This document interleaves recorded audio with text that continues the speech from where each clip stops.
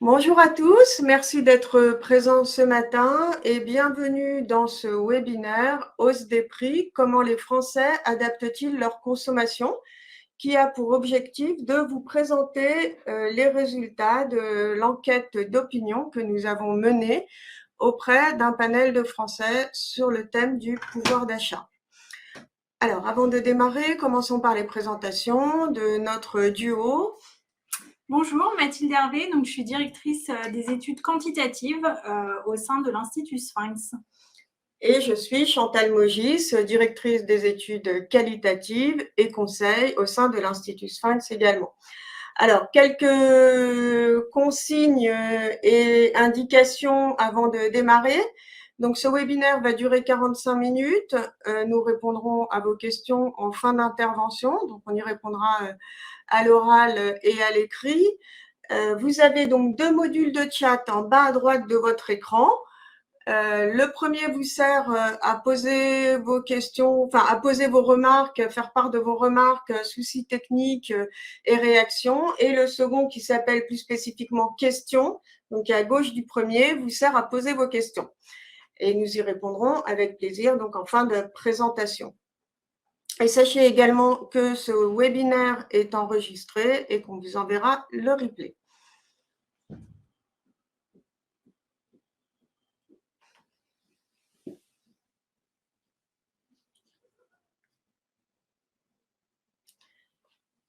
Alors, quelques mots de présentation de l'étude. Nous avons choisi de réaliser cette enquête d'opinion parce que la période que nous traversons nous a semblé inédite à plusieurs égards, tant par la succession que par la conjonction des événements. En effet, après les longs mois de crise Covid, le déclenchement de la guerre en Ukraine, les Français subissent une forte hausse des prix avec une inflation qui s'établit aujourd'hui à 6,2% sur l'année. Et c'est dans ce contexte que nous avons souhaité réaliser cette étude, dont les objectifs sont les suivants: de comprendre les préoccupations actuelles des Français et de voir l'évolution, celles liées au coût de la vie, en particulier en comparant cette évolution avec les constats qu'on avait pu dresser au printemps 2021. Il s'agissait également d'identifier les arbitrages et les pratiques émergentes en matière de consommation chez les Français, et puis, à l'aune de ces résultats, d'en déduire et de vous suggérer des pistes de réflexion pour les marques. Pour répondre à ces objectifs, on a mis en place une méthodologie mixte avec un volet quantitatif qui consistait à l'administration d'une enquête en ligne auprès d'un échantillon de 1000 personnes représentatives de la population française, et puis un volet qualitatif reposant sur 12 entretiens individuels semi-directifs auprès de profils variés de Français, et le terrain de cette étude a été réalisé en septembre-octobre. Alors, tout d'abord, rentrons dans le vif du sujet pour regarder quelles sont les préoccupations des Français aujourd'hui et de voir quel est leur état d'esprit dans ce contexte inflationniste. Donc, tout d'abord, sur les préoccupations, ce qu'on peut observer, c'est qu'aujourd'hui, il y a 3 préoccupations majeures pour les Français. Donc, la première qui est liée au bien-être de la famille et des proches, mais également la santé, sa santé et celle des proches, et également le coût de la vie. Donc ça, c'est vraiment les 3 principales préoccupations qu'on a aujourd'hui. Ce qui va être intéressant, c'est de regarder comment ces préoccupations, elles ont évolué par rapport à l'enquête qu'on avait menée donc, au printemps 2021. Donc, il faut se remettre un petit peu en perspective de la période à laquelle on avait mené cette enquête-là. Donc, avril 2021, on était sur une période où le Covid était encore très présent. On démarrait tout juste la campagne de vaccination et donc on était sur une reprise assez dynamique de la croissance. Donc à l'époque, on avait vraiment 2 préoccupations majeures qui étaient le bien-être de la famille et la santé, donc de la famille et des proches. Donc c'était assez structurant et à l'époque, on avait donc 26%, donc un quart des Français qui étaient préoccupés par le coût de la vie. Donc là, ce qu'il faut voir aujourd'hui, c'est que le coût de la vie, c'est un Français sur 2. Donc, on a doublé la part de Français qui est préoccupée par le coût de la vie. Alors, vous me direz, vu le contexte, c'est pas si surprenant que ça. Après, ce qui est intéressant de regarder, c'est qu'aujourd'hui, le coût de la vie, c'est une préoccupation qui est assez universelle, quels que soient les revenus des Français. En fait, c'est une préoccupation, en tout cas, qu'ils ont déclaré avoir. Alors qu'en 2021, c'était une préoccupation qui était vraiment plus ciblée sur les foyers modestes. Donc là, ça s'étend à toute la population. Après, on a d'autres préoccupations plus mineures, mais ce qui est intéressant de regarder, c'est aussi tout ce qui va être chômage, précarité. Donc ça, par contre, c'est des préoccupations qui sont plus ciblées sur les foyers et les Français aux revenus plus modestes. Et au contraire, on voit aussi une préoccupation qui ressort davantage là sur les foyers avec des revenus plus conséquents qui portent sur l'avenir de la planète. Donc, on a vu les préoccupations. Maintenant, si on regarde le moral des Français, donc on peut illustrer au travers de la satisfaction de leur vie actuelle. Donc, on est sur un score qui est assez bas, donc un moral assez morose, même s'il est en légère augmentation par rapport à la dernière mesure. Donc, on est aujourd'hui à 6,4 sur 10. On était à 6 en avril 2021, donc on reste quand même sur un niveau assez bas. Et il est aussi renforcé par l'enchantement de la vie future, où là, on est à 5,4 sur 10 et on baisse légèrement par rapport à la dernière mesure. Donc, un climat assez morose. Ce qui va être intéressant de regarder, c'est comment les gens se projettent par la suite. Donc, on a fait l'exercice de regarder l'écart entre la satisfaction de la vie actuelle par rapport à la perception de la vie future. Donc là-dessus, on a 53% de pessimistes. Donc, c'est des personnes qui se projettent sur une vie future moins satisfaisante que leur vie actuelle. Donc là, on est sur une part qui est aussi en hausse sur les pessimistes. Alors, ce qui est assez intéressant de regarder, c'est qu'en fait, les pessimistes, ils sont pessimistes pour la vie future. Pour autant, c'est des personnes qui jugent leur vie actuelle plutôt satisfaisante. Mais en tout cas, ils ont une vision pessimiste du futur et on est plutôt sur des cibles plus âgées avec des revenus plus conséquents. Dans nos optimistes, on est sur plutôt des jeunes qui effectivement ont une vie qui n'est pas forcément satisfaisante aujourd'hui, mais qui sont optimistes pour le futur et les projets futurs. Alors maintenant, si on s'intéresse à l'impact qu'a l'augmentation des prix sur la manière de vivre au quotidien des Français, on a 80% qui déclarent que la hausse des prix impacte leur quotidien, mais on en a un tiers qui ont un quotidien qui est fortement impacté par l'inflation. Donc ça, c'est vraiment un résultat qui est à noter. Forcément, cet impact est très corrélé aux revenus. Et donc, on le verra par la suite aux faibles revenus. Ce qui va être intéressant de regarder maintenant, ça va être de voir quels arbitrages sont faits pour mieux vivre le quotidien face à cette hausse des prix.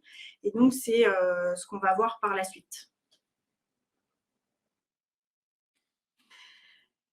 Donc, les Français, par rapport à cette hausse de prix, ont dû faire des arbitrages de consommation et ont dû réfléchir à d'autres pratiques, d'autres manières de consommer, ou pas, mais en tout cas, c'est ce qu'on a étudié, pour faire face à cette inflation. Donc, en fait, ce qu'on a étudié, c'est les principaux postes de dépenses des Français pour voir ceux qui étaient le plus touchés par cette hausse des prix et sur lesquels les Français faisaient le plus d'arbitrage. Donc, en fait, on va avoir les 3 principaux postes de dépenses qui sont touchés vont être l'énergie, d'abord, avec, et là, c'est vraiment une réponse aussi aux demandes gouvernementales, une baisse du chauffage. Le deuxième point va être plutôt un arbitrage autour des dépenses loisirs, donc le fait de dépenses plaisir, le fait de limiter les activités de loisirs. Et le troisième point va être d'ajuster les habitudes alimentaires. Donc là, si on regarde par rapport au budget, au sens de l'INSEE, en fait, les 3 principaux budgets, c'est énergie, alimentation, transport. Donc là, on a 2 gros postes de dépenses qui sont touchés, l'énergie et l'alimentation. Le transport, on en reparlera par la suite, l'est aujourd'hui un petit peu moins. Donc, je vous propose maintenant de rentrer dans les différents postes de dépenses pour voir comment ça fonctionne. Oui, comme tu le disais, Mathilde, en réponse à la hausse des prix, donc les Français adaptent, font évoluer ou mettent en place de nouvelles pratiques de consommation. Vous baissez ou prévoyez de baisser le chauffage, effectivement, ressort à 6,4 sur 10 et on voit bien que les Français ont intégré les injonctions gouvernementales. Alors, petite note de lecture avant de démarrer pour que vous compreniez ces scores qui s'affichent à l'écran. En fait, dans le questionnaire quantitatif, on a exposé les répondants à une batterie d'items et on leur a demandé de se positionner sur une échelle d'accord. Un barème donc a été attribué à chacune des modalités de réponse et on a pu en calculer une note moyenne. Et le score que vous voyez, c'est la synthèse de ces notes moyennes. Plus la note est élevée, plus l'arbitrage réalisé peut être qualifié de fort. Alors ensuite, deuxième mesure d'ajustement sur ce secteur énergétique, puisque nous allons donc vous présenter secteur par secteur les évolutions de comportement des Français, c'est la réalisation des travaux dans votre habitation pour réduire votre consommation énergétique. Donc là, on obtient un score de 4,8 sur 10. Alors, à mettre en perspective, il est certes moins fort que l'abaissement du chauffage, mais il est à mettre en perspective avec les investissements financiers à réaliser sous-tendus dès lors qu'on parle de travaux. Alors voilà, pour illustrer ces deux premiers items, je vous propose de lire ce verbatim assez indiscutable d'un répondant. On va passer de 19 à 18 degrés cet hiver, c'est certain, on va mettre des pulls. Alors, le CALI nous a permis de détecter d'autres mesures d'ajustement sur ce secteur, notamment l'extinction plus systématique des éclairages, l'installation d'équipements basse consommation, toutes les ampoules sont des LED, nous a dit un répondant, et la réduction de la veille des équipements. Je coupe tout ce qui est en veille chez moi avec une télécommande qui gère les prises. Et ça ressortait particulièrement sur l'électroménager. On a aussi eu certaines personnes qui ont déclaré avoir modifié leurs habitudes de cuisson et interrompre la cuisson un peu plus tôt qu'avant pour pouvoir économiser de l'énergie. Donc, le deuxième poste de dépense lié aux loisirs et à la culture. Donc, je vous le disais tout à l'heure, donc les Français prévoient et ont déjà réduit leurs activités de loisirs. Donc, on va être davantage sur un renoncement aux sorties. Donc, par exemple, au travers des entretiens qualitatifs qui ont été menés, ça permet d'illustrer un petit peu les choses. Avec mon conjoint, nous avons fêté nos 16 ans de mariage. On a dépensé 80 € au restaurant. Il faut l'anticiper dans le budget, c'est triste. Après, ces loisirs et ces sorties au restaurant vont être aussi plus limités dès que d'autres frais et d'autres dépenses s'y rattachent, donc notamment des frais de garderie, de garde pour les enfants. On ne va plus au concert, surtout parce qu'il faut trouver et payer le babysitter. Donc là-dessus, c'est vrai qu'on est sur les principaux postes de dépenses qui réduisent. Après, on va avoir, et ça, c'est des choses qui ressortaient plutôt des entretiens, on a davantage approfondi les ajustements qui étaient faits, l'abandon de licences de sport au profit, donc soit de licences de sport, soit d'abonnement dans des salles de sport, au profit d'une pratique plus autonome, donc avec des cours en ligne ou autres, qui est forcément moins coûteuse.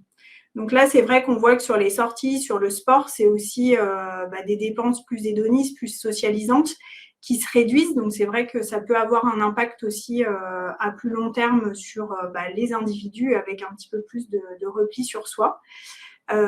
Toujours dans les loisirs et le culture, alors pour l'instant, c'est plutôt un signal faible, mais qui ressortait, c'est plutôt la résiliation ou les ajustements des abonnements de streaming qui ressort. Après, les Français vont avoir aussi, dans le loisir culture, on a rattaché tout ce qui était en lien avec les dépenses liées aux vacances.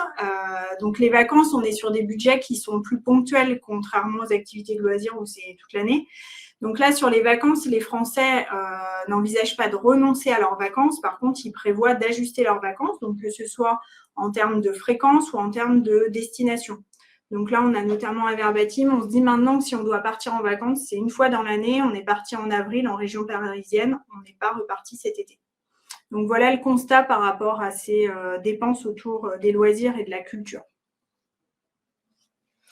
Parlons alimentation, food maintenant. Donc, la modification des habitudes alimentaires, là, ressort comme étant la première mesure d'ajustement sur ce secteur, ainsi que le renoncement à l'achat de produits bio, à l'achat de gamme bio. On est à 5,9 et 5,2.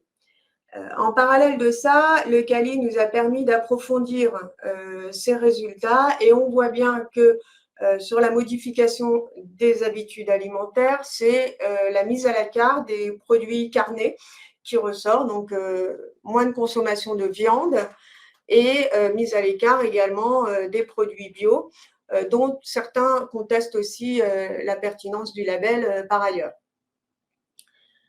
Et couplé à cette modification, on constate le développement du homing et du localisme. Alors par homing, on entend des personnes qui vont cuisiner davantage, qui vont mettre en place leur propre potager.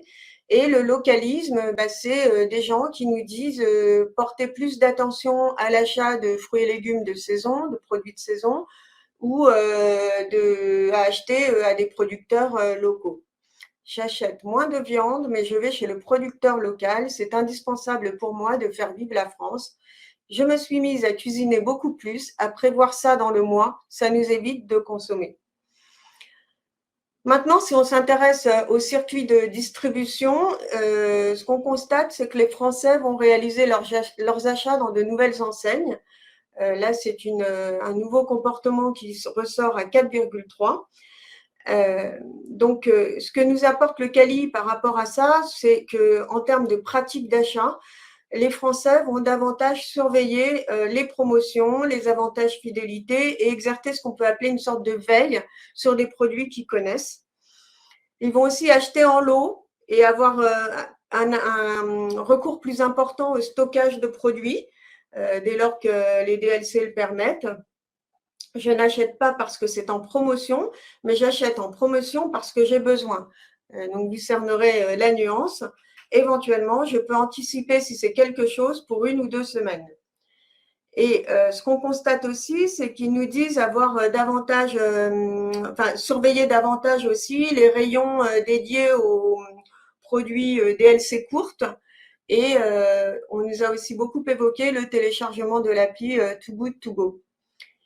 Enfin, en toile de fond de tout cela, sur le secteur alimentation, ce qui est intéressant, c'est qu'en fait, on constate que les Français vont essayer de limiter leur exposition aux stimuli de consommation qui seraient d'une consommation superflue ou l'achat de produits non essentiels. Et c'est ce qu'on dit en termes de pratique. Ils vont mettre en place, par exemple, des astuces comme faire une liste préétablie de courses avant d'aller au supermarché ou avant d'aller faire leurs courses. Et ils vont aussi davantage fréquenter les drives pour ne pas se laisser tenter, entre guillemets, et ne pas faire d'écart par rapport à ce qu'ils ont prévu d'acheter.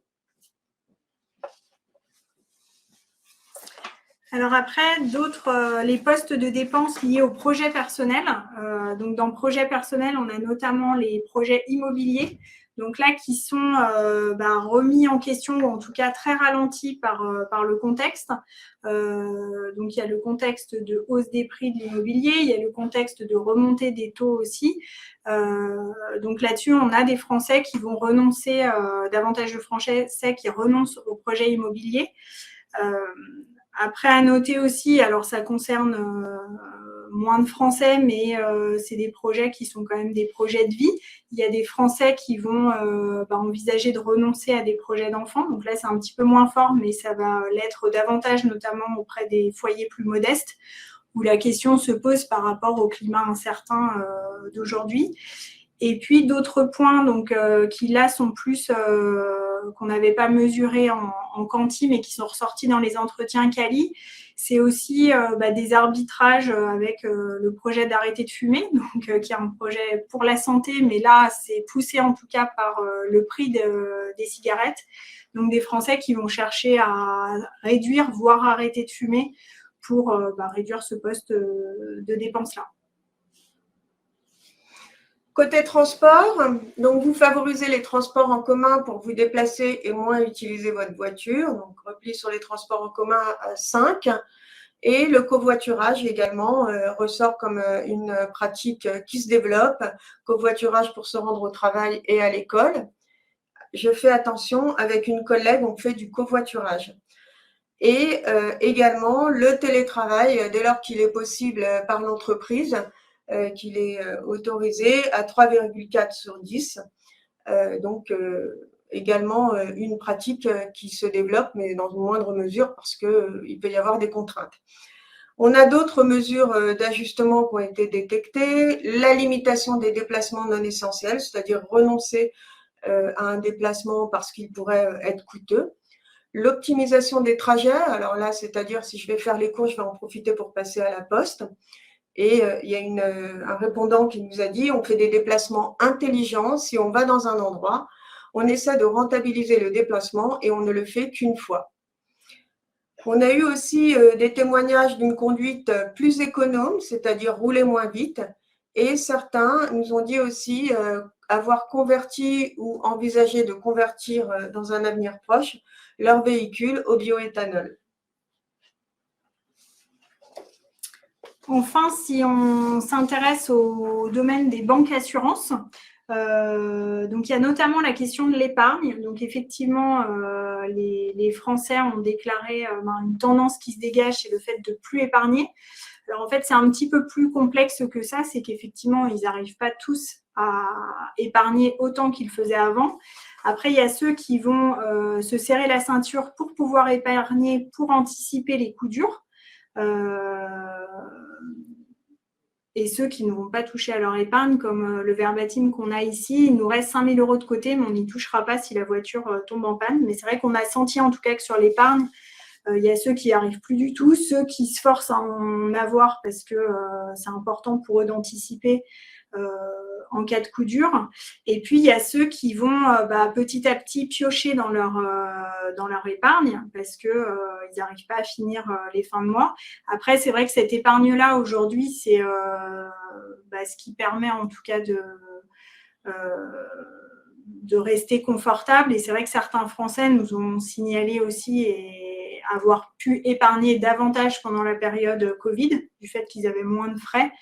Et donc, c'est plus confortable aujourd'hui pour eux pour pouvoir aller piocher dans cette épargne-là. Donc, sur l'épargne, il y a vraiment deux comportements.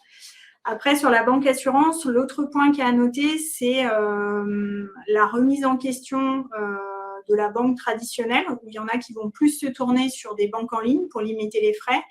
Et puis, une révision des contrats, des comparaisons de contrats abonnements pour ajuster les prix et optimiser les dépenses liées à ces postes-là.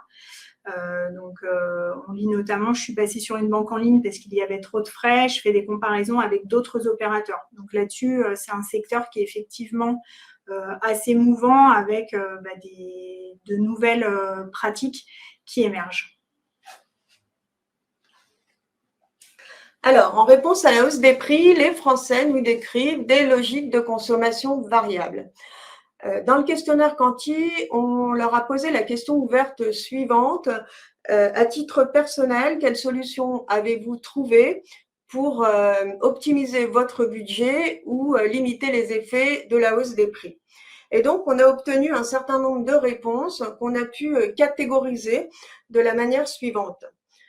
Alors, 28% des répondants nous ont dit « Moi, je n'ai pas trouvé de solution, je n'ai pas mis en place de nouvelles pratiques ». Et on a 4 types de catégories de réponses qui sont intéressantes parce qu'elles décrivent des comportements et des logiques de consommation différentes. On a eu 40% des répondants qui nous ont décrit des solutions trouvées qui relèvent d'une consommation minimaliste. C'est-à-dire que ça va être consommer moins. Et le maître mot de cette consommation, c'est se priver, la privation. Ce sont des actes de consommation souvent contraints par un pouvoir d'achat diminué et ça va être le secteur loisir qui va être le plus impacté. je limite mes achats alimentaires et j'arrête les sorties, nous a dit un répondant. Deuxième type de consommation, c'est la consommation responsable qui a été décrite par 31% des répondants. Et là, le maître mot, ça va être la transformation. Et la devise, ça va être consommer mieux. Ce sont des habitudes de consommation dirigées vers un mode de vie plus éthique et écologique. Ce sont des gens qui vont nous décrire, faire plus attention, nous dire, faire plus attention à leur consommation énergétique, limiter leurs déplacements, privilégier les mobilités douces. Par exemple, on a un répondant qui nous a dit « limiter les trajets en voiture, contrôler le temps des douches, baisser le chauffage et l'allumer plus tard ». Troisième type de réponse, c'est la consommation économe. Donc là, cette consommation, elle va le reposer sur le calcul. Ça va être ça le maître mot, le calcul. Et ce sont des personnes qui vont chercher à consommer au moins cher.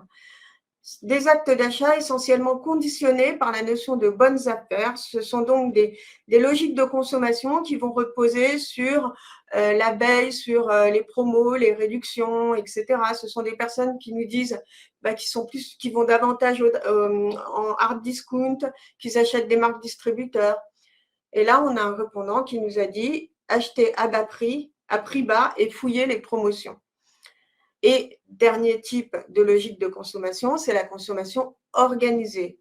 Et là, cette consommation, c'est la réorganisation. Ce sont des personnes qui vont déconsommer, c'est-à-dire qu'elles vont essayer de maintenir une consommation, mais plus autarcique. Ce sont des personnes qui vont nous dire « je cuisine davantage, j'achète en seconde main » et qui vont, par exemple, s'exprimer ainsi « je mange local, j'achète des produits bruts et j'essaie de ne pas faire de pertes ». Donc, par rapport à ces résultats, ce qu'on a cherché à faire pour avoir une vision un petit peu plus synthétique des comportements et de l'état d'esprit des Français, nous avons donc fait une typologie pour regrouper les Français ayant des comportements et des attitudes proches. Donc, le résultat de cette typologie nous a amené à travailler sur deux axes importants. Donc, un premier qui va être le degré d'arbitrage de consommation que les personnes ont dû mettre en place pour faire face à la hausse des prix. Et puis, le deuxième axe, ça va être l'impact de l'inflation sur leur quotidien. Donc, en fait, on va comme ça segmenter nos Français en 4 catégories. Donc, une première catégorie, les fragilisés, qui représentent donc 39% des Français. Donc, en fait, ces fragilisés, ce sont des personnes qui ont dû faire des arbitrages forts sur leur quotidien, qui ont fait des arbitrages sur tous les postes de dépenses, parce que l'inflation a vraiment un impact très fort sur leur quotidien. Donc, on est naturellement sur des personnes qui ont des revenus plus faibles, des personnes qui vont être plutôt sur des catégories d'ouvriers qui sont locataires de leur logement. Donc là, on est sur des restrictions qui se font sur tous les postes de dépenses. Donc, par rapport à ce que Chantal vient de vous présenter par rapport aux logiques de consommation, on est naturellement aussi sur des personnes qui sont sur des logiques de consommation minimalistes. Et on a un verbatim qui illustre assez bien cette classe-là sur laquelle Chantal reviendra par la suite. Ce que je trouve injuste, c'est que je n'ai jamais été dans la surconsommation. Là, je suis dans la sous-consommation. Donc, on aura tout à l'heure un témoignage de cette classe-là qui est assez intéressant. Après, nous avons nos pragmatiques. Donc, nos pragmatiques, ils vont représenter donc 20% des Français. Donc, en fait, ils sont impactés par… leur quotidien est impacté par l'inflation. Ils vont mettre en place des arbitrages de consommation, donc qui vont plutôt être en lien avec la baisse du chauffage, les modifications d'habitudes alimentaires. Et c'est des Français qui vont être assez avant-gardistes en fait dans leur réflexion et dans leur manière de consommer.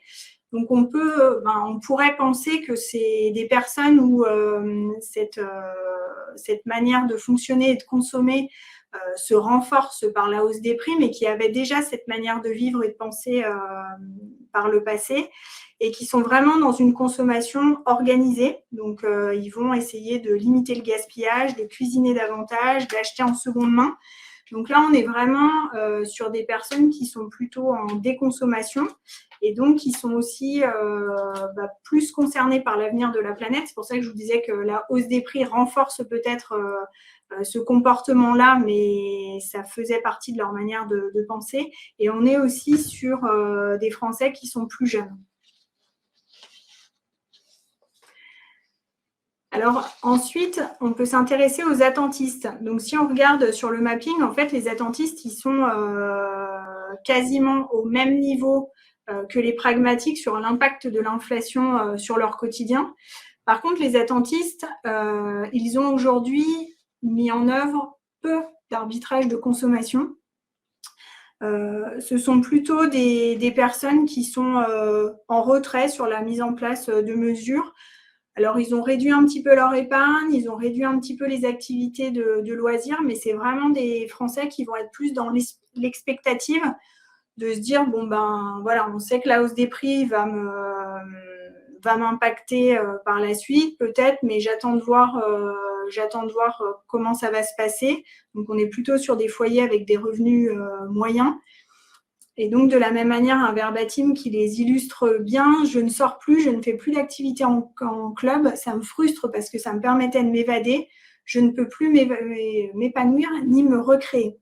Donc là, on est sur une classe qui attend de voir ce que ça donne, mais en tout cas, ils n'ont pas pris d'initiative, contrairement aux pragmatiques, pour faire face à la hausse des prix, en tout cas d'initiative forte.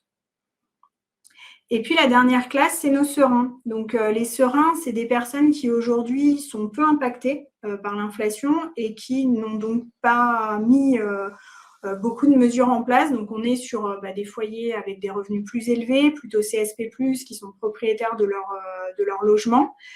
Ils n'ont pas ajusté leur poste de dépenses, ils n'ont pas adopté non plus de logique d'arbitrage de consommation. Pour eux, l'inflation existe, mais il faut relativiser. Donc, on est effectivement sur une catégorie de Français peu touchés par cette inflation. Voilà pour résumer cet aspect-là, et je vais laisser la parole à Chantal pour faire le zoom sur les fragilisés. Exactement, sur ce groupe de fragilisés que tu viens de décrire, Mathilde. Alors, ce que je vous propose, c'est déjà d'écouter cette cible et ce groupe. La guerre, la hausse des prix, la violence au quotidien. On est dans un monde de plus en plus inégalitaire et de plus en plus intolérant. Lassitude et perte d'espoir catastrophée, et je me pose beaucoup de questions. Que va devenir ma retraite? Que va devenir la retraite des plus jeunes? Comment vont augmenter les factures et comment on va réussir à finir de les payer? Parce qu'au bout d'un moment, tout augmente sauf, comme tout le monde, les salaires. Regardez, vous parlez tout l'impression de pas vivre en fait. Pouvoir d'achat, on ne sait pas trop à quelle sauce on va être mangé, c'est un peu la classe moyenne, donc c'est ceux qui vont bouffer le plus, qui arrivent le plus. Après, le français moyen, donc c'est parti, c'est sûr, il faut faire attention. On peut vite basculer plus vers le bas que vers le haut. Comme vous venez de l'entendre, ce groupe de personnes fragilisées décrit un état d'esprit morose avec la crainte de basculer dans la précarité et le désenchantement à l'égard des conditions de vie futures pour eux et pour les générations à venir, tant du point de vue des perspectives environnementales, géopolitiques, sociales. Et on a ce verbatim qui est assez parlant. J'ai peur de me projeter, peur de me rendre compte qu'on va devenir les nouveaux pauvres. En parallèle de ça, on relève chez ce groupe un sentiment sous-jacent d'injustice, le ressenti d'être laissé pour compte, qu'on entend bien dans ces extraits, de n'avoir jamais droit à rien, en particulier quand on s'intéresse aux critères d'éligibilité aux aides sociales.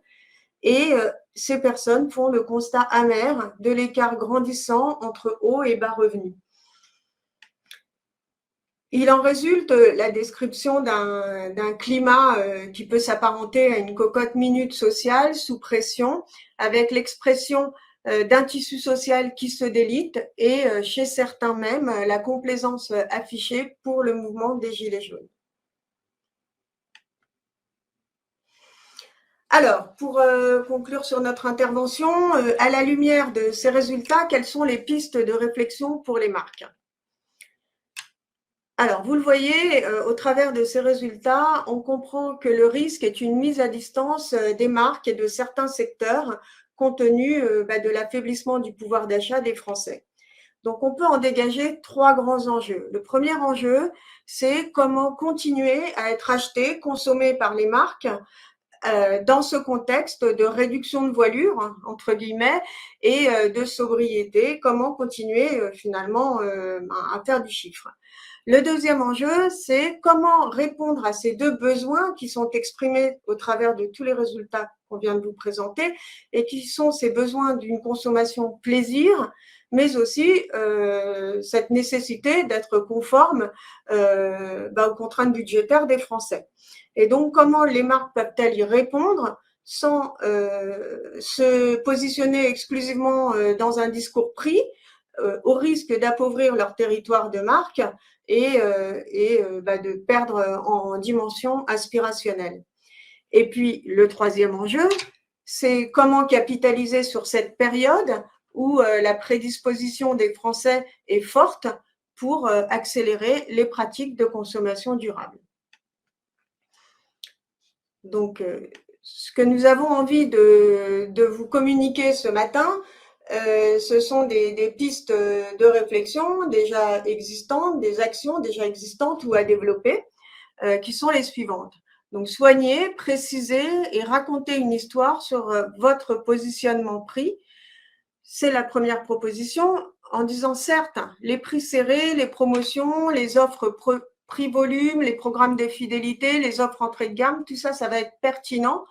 Mais ce qui nous semble intéressant, c'est de coupler à ça un discours de transparence et d'engagement RSE, c'est-à-dire communiquer sur la répartition des prix, revendiquer un soutien aux acteurs et aux entreprises locales, par exemple, à qui vous achetez, avec qui vous travaillez, quels sont vos partenariats, quels sont vos mécénats. Et donc, tout ça nous semble tout à fait pertinent, surtout quand on entend ce verbatim. Ça peut avoir du bon de se recentrer sur les essentiels. En tant que consommatrice, je vais continuer de m'orienter plus sur du circuit court, des produits qu'on peut avoir à proximité et qui permettent aussi aux agriculteurs et éleveurs d'être plus justement rémunérés.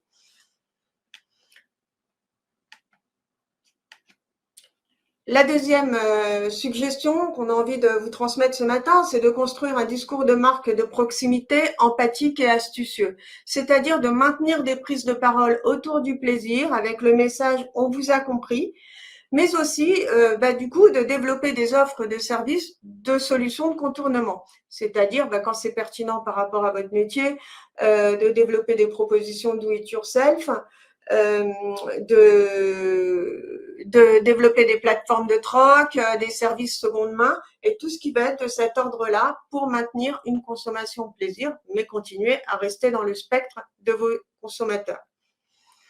Et puis enfin, à l'heure où presque un Français sur 3 pense que cette période va accélérer les pratiques en faveur de l'environnement, il s'agit de tirer parti de cette période et de saisir l'opportunité de verdir son territoire de marque. C'est l'occasion pour vous de mettre en place des actions concrètes, de montrer l'exemplarité des marques et d'étendre ce territoire de marque, capter de nouvelles cibles avec la promesse de nouveaux bénéfices. Par exemple, vous agissez pour la planète. Alors pour conclure et finir sur une note positive, je vais vous lire un verbatim qui me semble plein d'espoir. Les gens vont peut-être se dire que ce qu'ils faisaient n'était pas forcément pertinent et qu'avec moins, ils sont tout aussi heureux.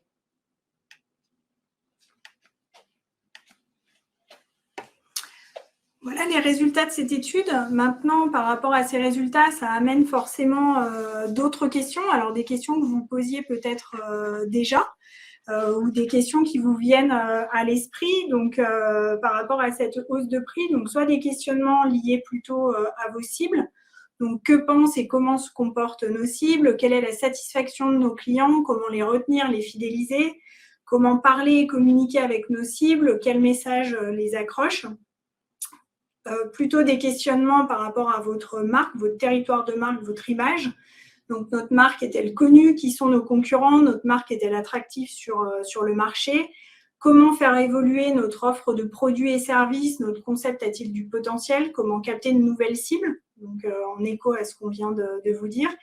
Mais également par rapport à vos partenaires, fournisseurs, collaborateurs, quelle est la satisfaction et les attentes de nos partenaires et clients sur notre collaboration et sur vos collaborateurs. Est-ce qu'ils sont engagés? Sont-ils heureux au travail? Comprennent-ils la stratégie de l'entreprise?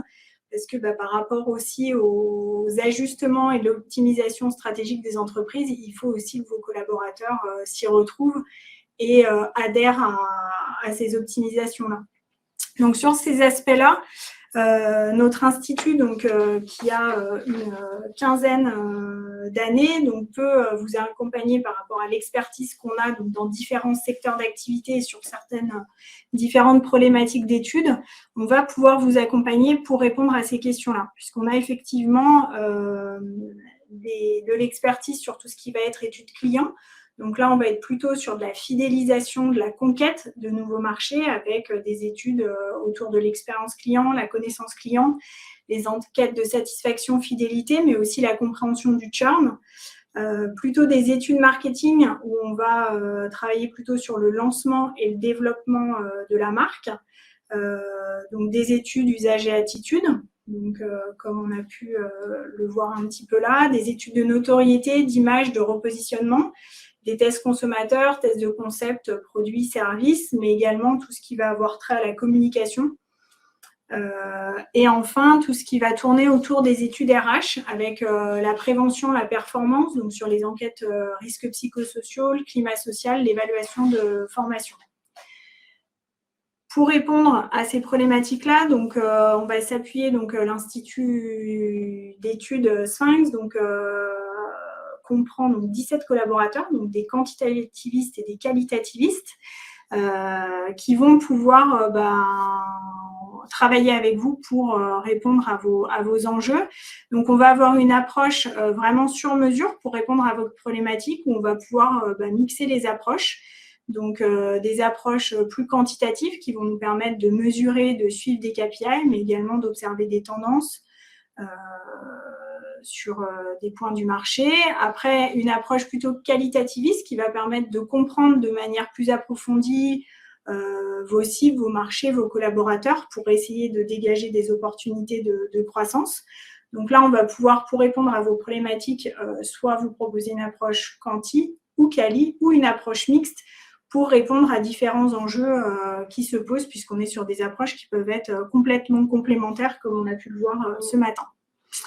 Et puis, bien entendu, c'est aussi une prestation de conseil, parce qu'après, c'est faire une étude, mais aussi vous guider dans vos réflexions, dans vos prises de décision, dans les plans d'action, pour réussir à mettre en action vos résultats et vous accompagner dans la communication des résultats. Donc après, cette phase de conseil peut se faire en amont d'une étude pour bien réussir à formaliser les objectifs marketing de l'étude que vous avez à mettre en place, ou en aval d'une étude pour vous aider à mettre en action vos résultats et éventuellement aussi à faire adhérer et co-construire des plans d'action avec vos collaborateurs, par exemple, au travers de workshops.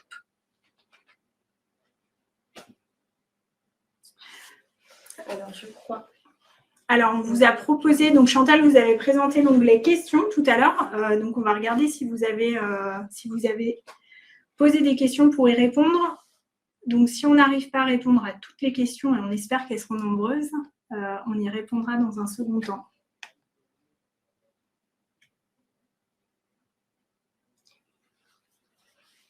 Alors, est-ce que vous faites des tests de concept, nous demande-t-on? Je te laisse répondre. Comme tu veux. Je commence, tu complètes. Oui, on fait des tests de concept, bien entendu. On est un institut d'études quanti-quali, ad hoc, comme vous le disait Mathilde. Et effectivement, on peut vous accompagner dans la mise en place de vos projets.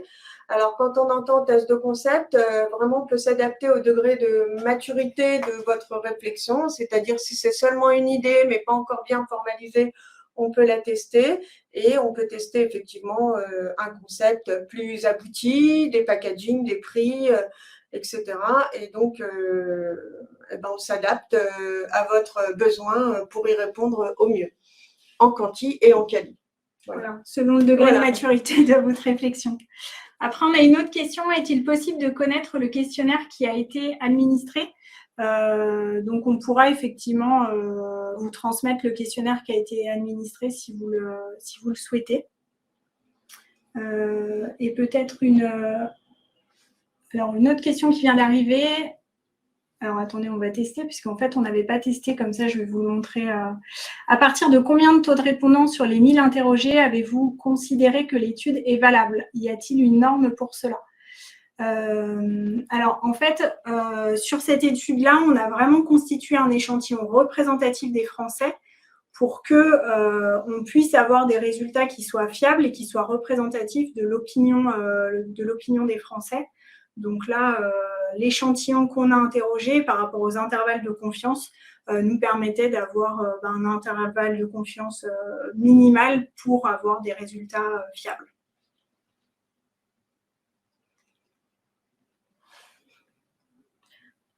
Une dernière question peut-être. J'aimerais creuser les attitudes. J'aimerais creuser les attitudes de mes clients et prospects sur mon secteur. Est-ce que vous avez l'expertise? Alors effectivement, on va pouvoir vous accompagner aussi sur ces approches-là. Donc après, en fonction du secteur, de votre secteur et de ce que vous souhaitez creuser particulièrement, on va, un petit peu comme sur les tests de concept, en fait, vous proposer une approche la plus adaptée possible pour répondre aux objectifs. Donc, une approche quantitative, mais qui peut être aussi couplée à une approche qualitative, plus sur de l'observation peut-être. Donc, avoir votre secteur d'activité pour voir ce qui est pertinent. Avant de vous quitter, on va peut-être faire, oui, effectivement, vous donner rendez-vous pour le 8 décembre. Voilà, il y aura un autre webinaire auquel j'aurai le plaisir de participer et d'animer avec Johan Proto sur le projet Human at Home Project, Habitat connecté et bien-être. Et nous avons la chance d'avoir le témoignage de Claire Noy et Anne-Sophie Cazès, qui sont responsables de ce projet à l'Université de Montpellier. Donc, je vous donne rendez-vous jeudi 8 décembre à 10h. Et d'ici là, on reste à votre disposition avec Chantal pour échanger sur vos projets et vos problématiques. Et bien entendu, pour toutes les questions auxquelles on n'a pas pu répondre en live, on va y répondre par écrit pour que vous puissiez avoir les réponses. En tout cas, on reste à votre disposition pour échanger sur vos projets. Nous vous souhaitons une bonne journée et à très vite. À bientôt. Au revoir.